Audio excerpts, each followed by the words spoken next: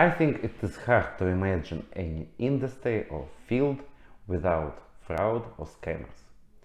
Today I am going to speak about this unpleasant topic because, sorry to say, absolutely every language professional, translation agency and any other language service providers can be victims of fraud in the field of translations and language services. In advance, I would like to say that I am not going to speak about clients and companies that are not able to fulfill their obligations due to the difficult financial situation. We all had two uneasy years, and inability to pay bills do not make all of our customers scammers. Speaking of the field of translations and language services, I would like to say that there are two main types of fraud. The first one is a traditional one. A client orders translations, language professionals make translations or provide other services, and then the client disappears without paying for rendered services. Everything looks simple, clear, but actually there are two things that I would like to draw your attention. The first thing is that if we speak about, for example, 5 years ago, it works like this. Some end customer, end client order translation to middleman, to some translation agency. The translation agency assigned this translation to a freelance vendor, and afterwards the translation agency delivered the project to the end client. And in case if there are any issues with payments to freelance vendors, the content, the documents usually allowed to identify the end user of the translations or other results of language services. And in situations when freelance vendors faced any issues with payments, there was a chance that they can get in touch with the end user and somehow get their money. Today things are a little bit more complicated because speaking of fraud, speaking of scammers, usually their projects are some random texts. Why do they need them? Usually they need them to build a machine translation engine, and in order to enrich this engine with translations and make it more powerful, they order translations of some texts and publications from the public domain, or some translations of some books, for example religious books like Bible, or some laws, standards. It depends on the machine translation agent specialization. Afterwards, these translations are uploaded to the engine, and the end user receives this engine as an end product. And it's almost impossible to prove, and to identify and to prove that this or that translation has been included into this engine.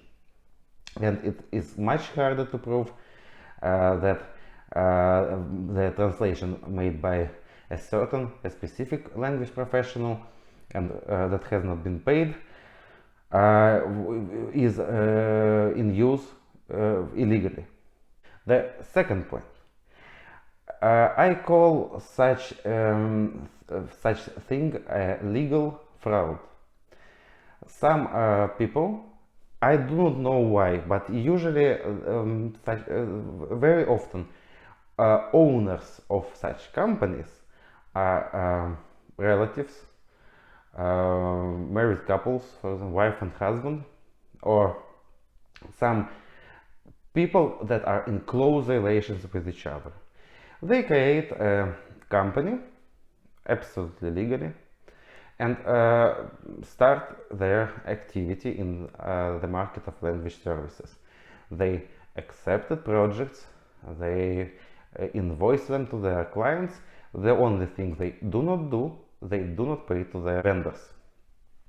So their intention, initial intention, is not to pay for the services provided to them by freelance linguists. After a relatively short period of time, let's say a year or a little bit more, they declare that their company is bankrupt and start corresponding legal procedures. These legal procedures foresee that in case of bankruptcy, the company, the responsibility of the company owners is limited to their share in the shared capital of the company. So, in some situations, for example, in Portugal, you can establish a company with just 500 euros, so your responsibility is limited to these 500 euros. At that, I need to say that vendors and suppliers of such companies are not the first-grade creditors who receive money after the company liquidation. The first-grade creditor is always the state and authorities.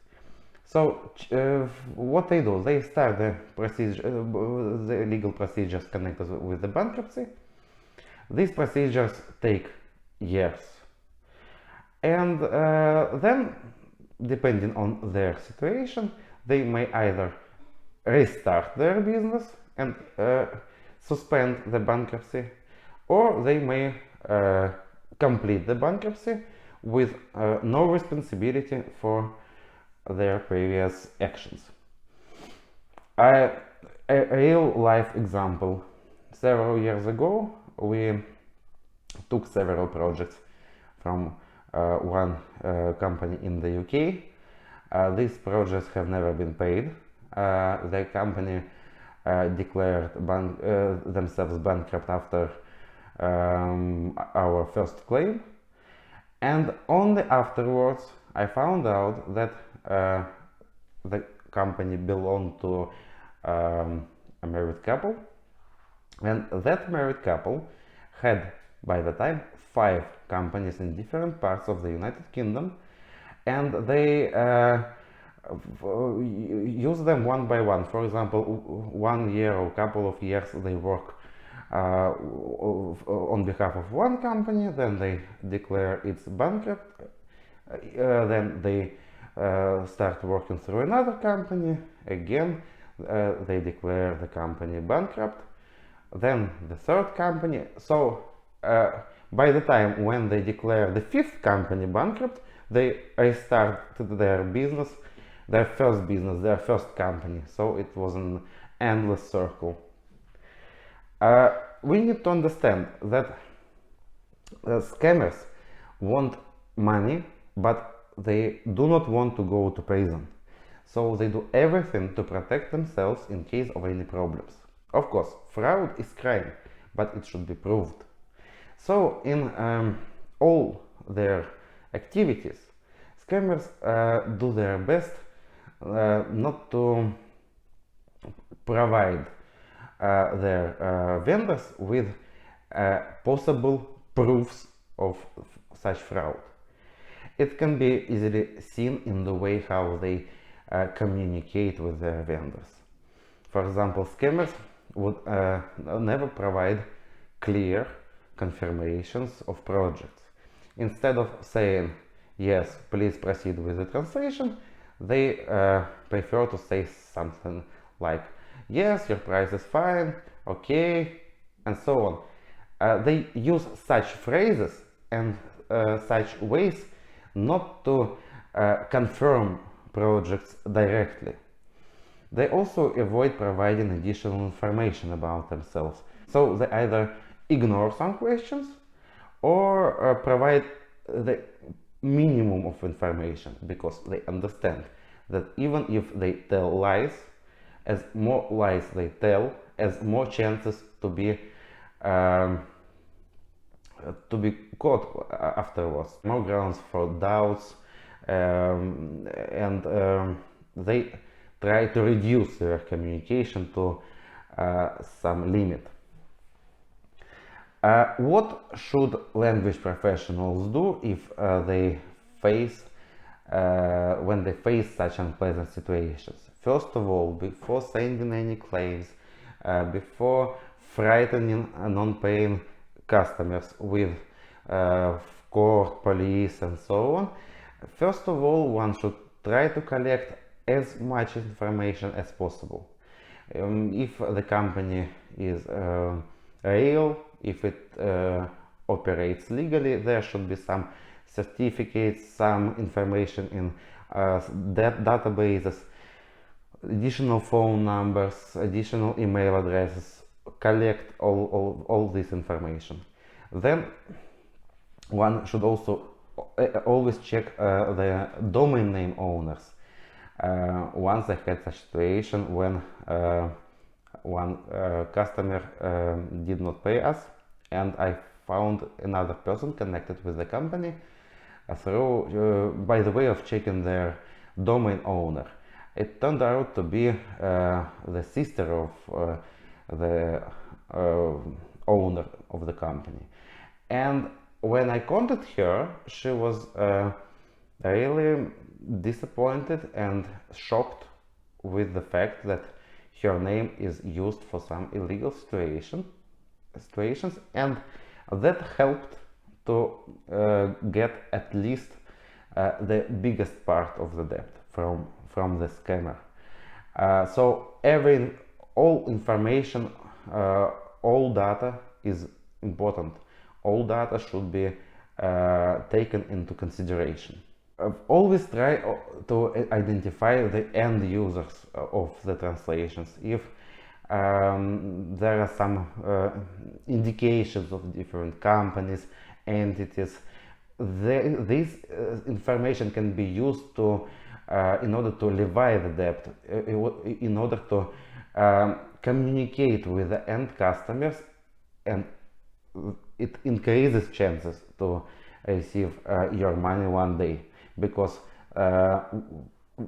often scammers try to be crystal clear and have a crystal reputation before their clients.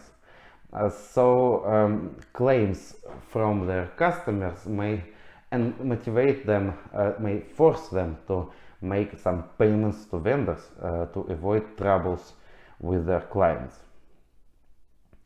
Finally, if after all attempts nothing helped, you can also try to contact police office in the region where the company or where these people reside, with an application regarding fraud, and provide them with all information. However, neither lawyers nor police do not like such cases, because the chances of proving the effect of fraud is rather low.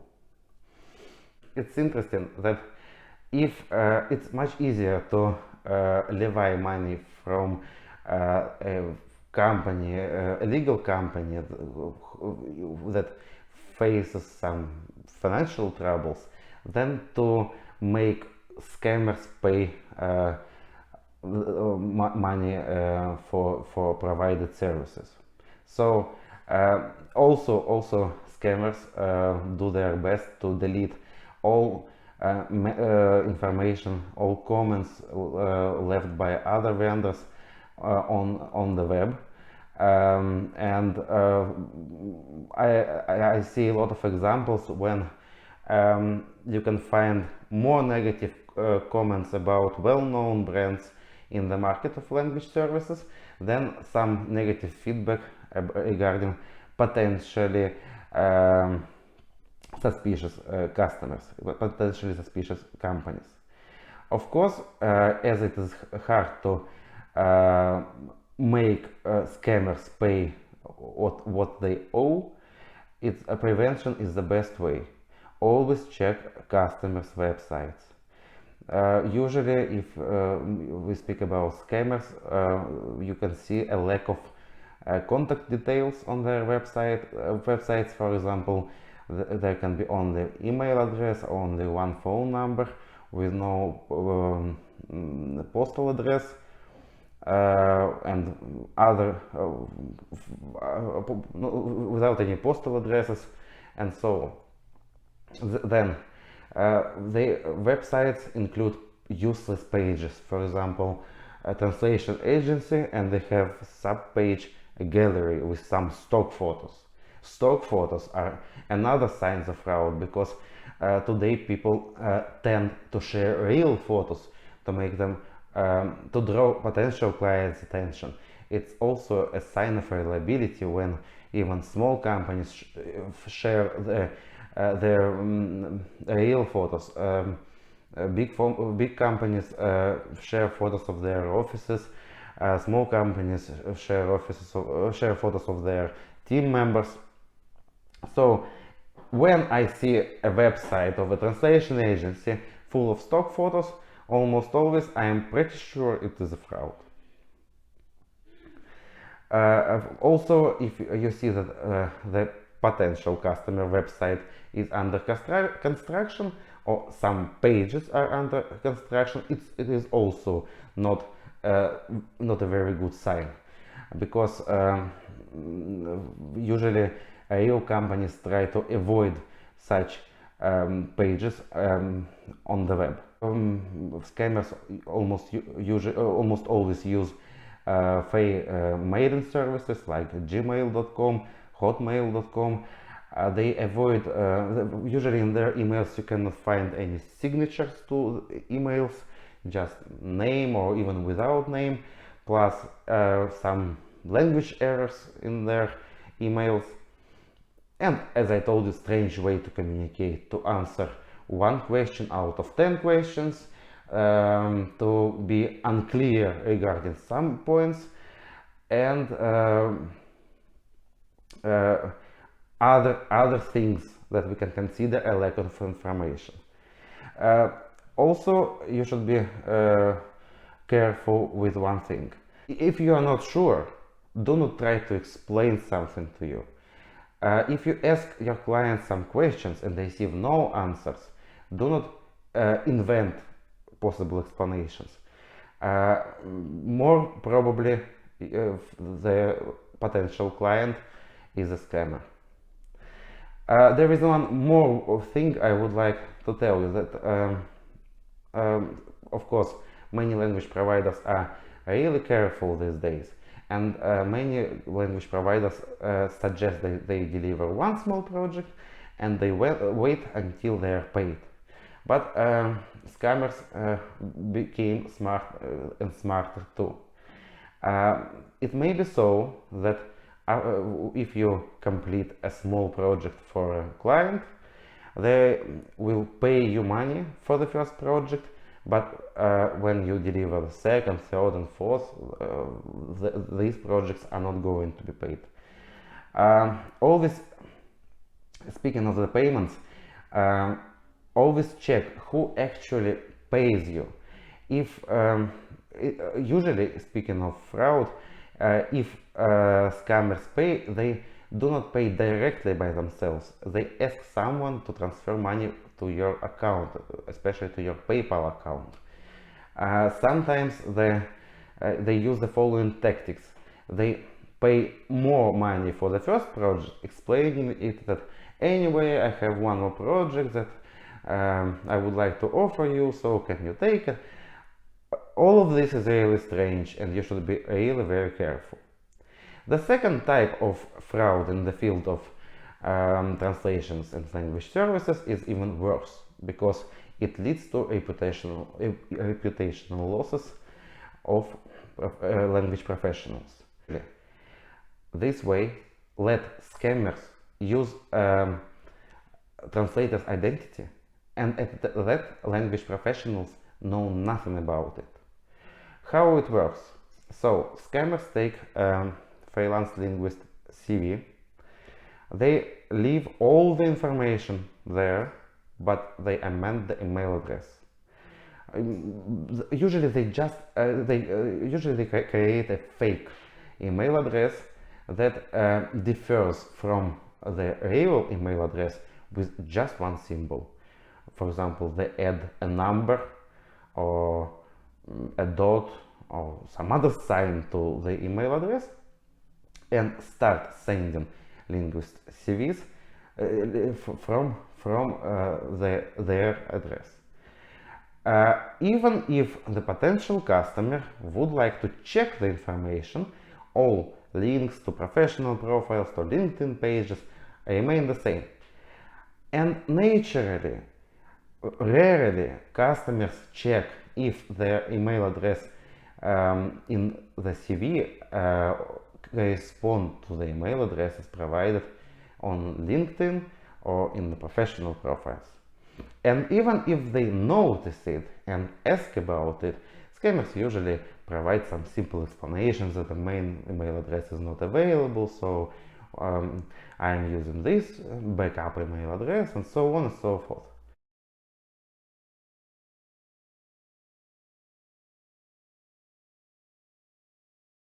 There are two possible situations. Either the client makes an order and scammers ask them for advance payments, or customers send them projects, they translate them using Google Translate, deliver the projects, and they receive money instead of the real language professional. What can be done in such situation? How to prevent this in your freelance business? First of all, at least once in 6 months, Google your name, search your name in various search engines, and if you find some suspicious information, always contact the administration of corresponding websites asking to delete or check it.